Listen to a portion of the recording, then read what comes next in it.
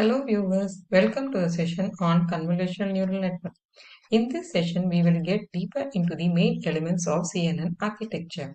As you know, the convolutional neural network is a class of deep learning model which consists of multiple layers including convolutional layer for feature extraction, pooling layer for downsampling, and fully connected layer for classification.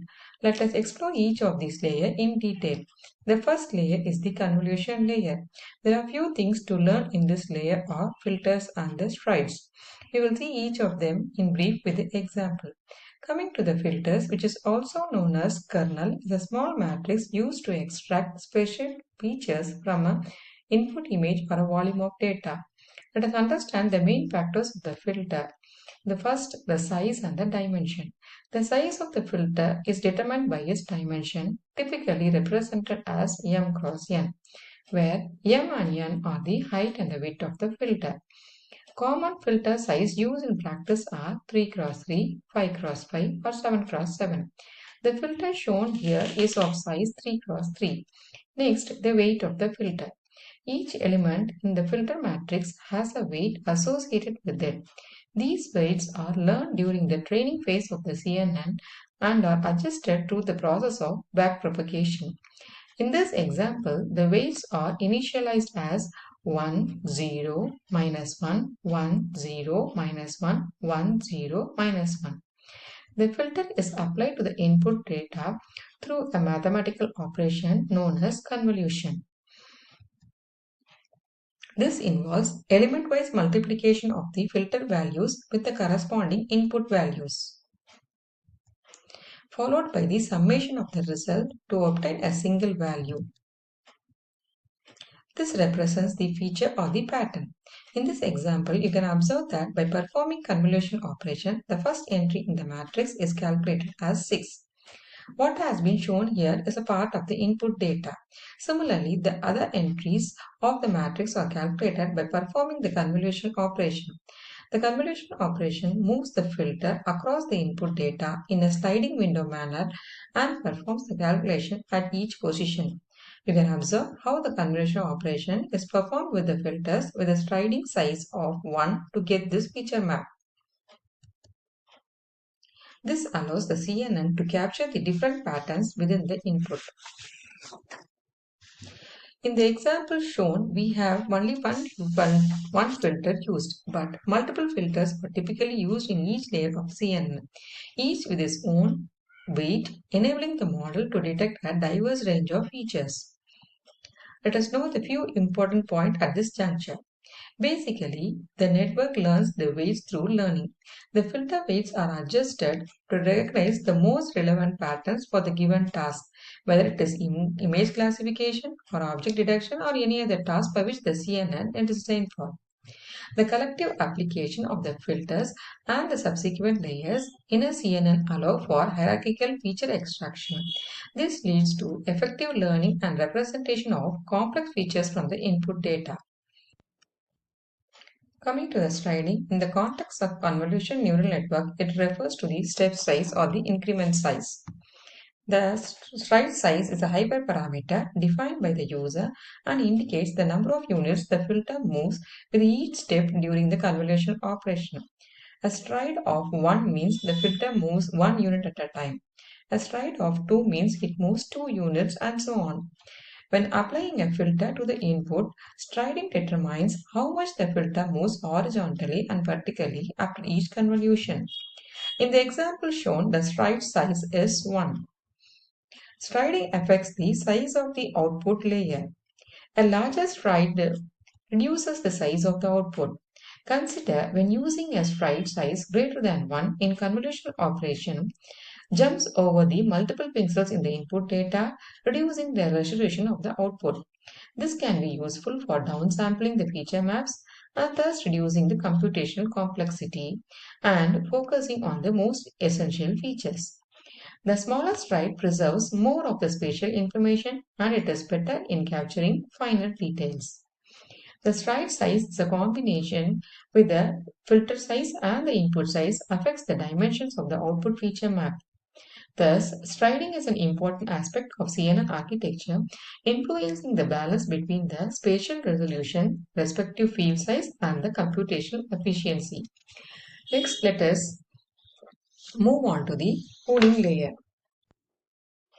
The pooling layer are the fundamental components of the convolutional neural network and plays a crucial role in reducing the spatial dimension while preserving the important features of the input data. The common pooling operation include max pooling and average pooling. Let me illustrate the working of the pooling layer with a simple example. Consider a 2D array representing a feature map, which is the output from a convolution layer, and assume a stride value as 2, 2. Here is how the max pooling operation works. Place a 2 cross 2 pooling window at the top left corner of the input feature map. Take the maximum value from the pooling window. In this case, for the first window, the maximum value is 7. So, 7 is placed in the output. As in this example, we have assumed a stride of 2. Repeat the process by moving the pooling window by a stride of 2 and take the maximum value from each window. In the average pooling, the average of all the values from the pooling window is taken. In this case, for the first window, the average value is 3, so 3 is placed in the output. As in this example, we have assumed a stride of 2. Repeat the process by moving the pooling window by a stride of 2 and take the average value from each window. The resulting output from after the max pooling is reduced size feature map with the maximum values from each pooling window as 7, 3, 9, 3. Similarly, the resulting output after the average pooling is a reduced feature map with the average values from each pooling window as 3, 1, 4, 2.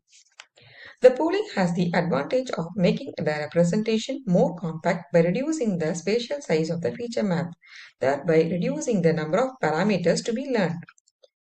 Pooling reduces only the height and the width of the feature map, not the channels. On the other hand, pooling also loses a lot of information, which is considered as a potential disadvantage. Next, let us see about the flattening layer. Before feeding the data into the fully connected layer, the output from the previous layer is flattened into a one-dimensional vector. The flattening is not a standard layer neural network, but rather a conceptual step in preparing the output of the last convolutional or pooling layer for input into a fully connected layer. The output of the preceding convolutional pooling layer is typically a 3D tensor with dimensions like height, width, and depth. The flattening layer simply flattens this 3D tensor into a 1D vector by unraveling all the values, essentially converting the spatial dimension into a single dimension. In this example shown, you can observe that how a 2D tensor is converted into a 1D tensor by a process of flattening. Next, let us move on to the fully connected layer. A fully connected layer is also known as a dense layer, is a type of layer in a neural network where each neuron in the layer is connected to every neuron in the previous and the subsequent layer. The CNN use convolution and pooling layer to extract features from the input data, and fully connected layer are used to learn high-level patterns and relationship from these extracted features. In the fully connected layer, each connection has an associated weight. That the neural network represents the strength of the connection. The weights are learned during the training process. Additionally, each neuron has a bias term,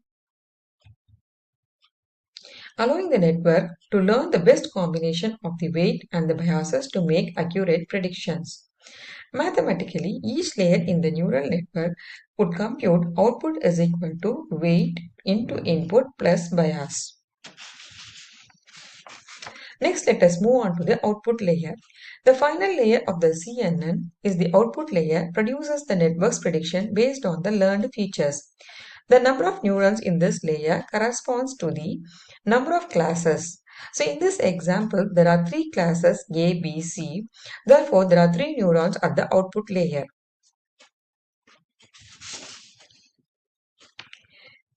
If you observe so far, each layer, the network performs linear operations on the input data and passes the result to the next layer.